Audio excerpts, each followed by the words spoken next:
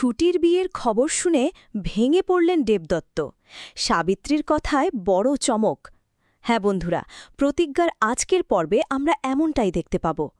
সকালের নীরবতা ভেঙে সাবিত্রী ধীরে ধীরে দেবদত্তের ঘরে ঢুকলেন। তার চোখে মুখে এক অদ্ভুত গম্ভীরতা। দেবদত্ত তখনও কিছুই জানেন না, স্বাভাবিকভাবেই দিনের কাজের কথা ভাবছিলেন। কিন্তু সাবিত্রী বসেই যখন বললেন ছুটির বিয়ের দিন ঠিক হয়ে গেছে, তখন যেন মুহূর্তেই সবকিছু থেমে গেল। কথাটা শুনে দেবদত্ত প্রথমে বিশ্বাসই করতে পারলেন না। তার চোখ বিস্ময়ে বড় হয়ে উঠল। তারপর ধীরে ধীরে মুখের হাসিটা মিলিয়ে গেল। তিনি চুপচাপ বসে রইলেন, যেন ভেতর থেকে ভেঙে পড়ছেন।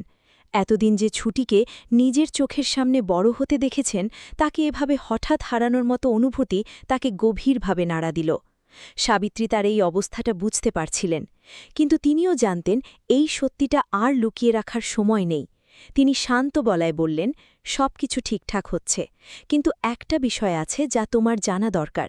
দেবদত্ত মাথা তুলে তাকালেন, চোখে তখনও অশ্রুর ছাপ।